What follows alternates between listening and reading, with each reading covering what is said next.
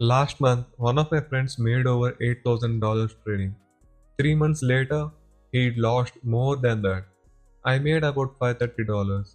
3 months later, I made another $530 and another. That's when I realized something. The traders making the biggest money weren't actually making the most money. I have a strange trading friend group.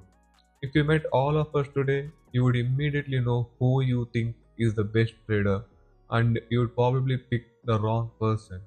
First, there is Larry. Larry treats the stock market like a giant escape room. Every chart has another clue. Every candle means something. Every triangle is the beginning of a life changing trade.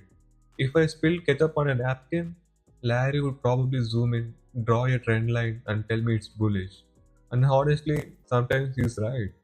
Larry has made more money in a single afternoon than I have made in an entire month. Whenever that happens, our group chat explodes. Rocket emojis, fire emojis, screenshots everywhere. For a few days, everyone wants to be Larry, but nobody ever talks about what happens a month later. Then there is Daniel. Daniel paid thousands of dollars to join a VIP Discord. Every morning he's refreshing the chat, waiting for someone else to tell him what to buy. Imagine paying thousands of dollars to rent someone else's confidence. Some weeks the alerts are incredible, some weeks they're silent, and somehow Daniel never seems to know what to do without them. Then there is Frank. Frank only buys stocks after they have already gone straight up. It's already up 40%. Exactly. So imagine where it will be next month. Frank has never met a green candle he didn't instantly fall in love with. Every now and then, Frank catches the perfect breakout, and for one glorious week, he looks like the smartest trader in the room until the next trade. For a long time, I honestly thought these guys were better traders than me because they had stories. I made 4 grand today, I caught the breakout, I called the bottom.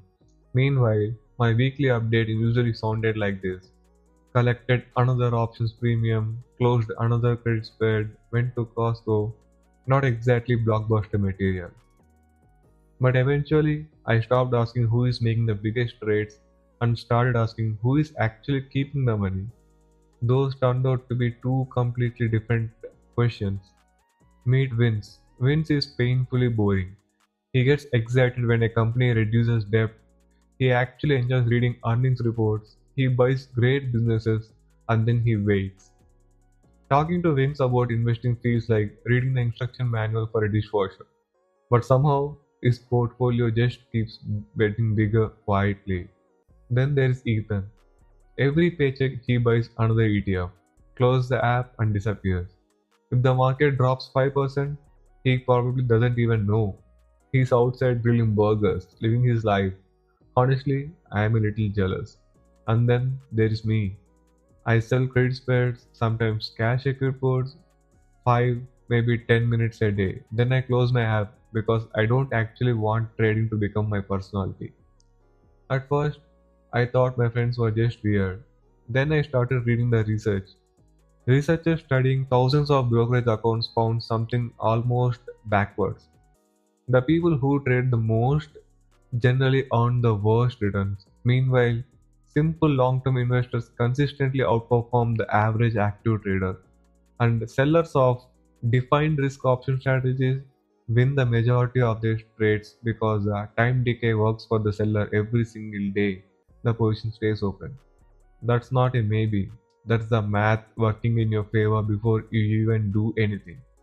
The research didn't really surprise me. I would already been watching it happen. That's when everything clicked.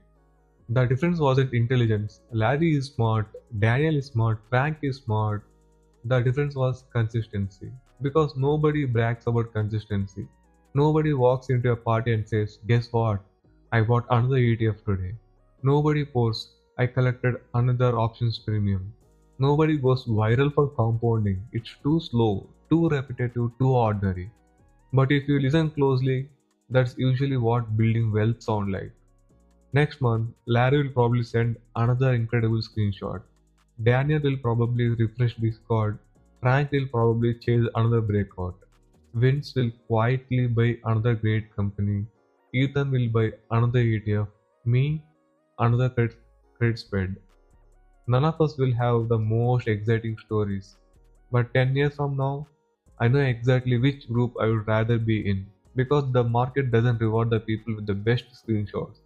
It rewards the people who are still here.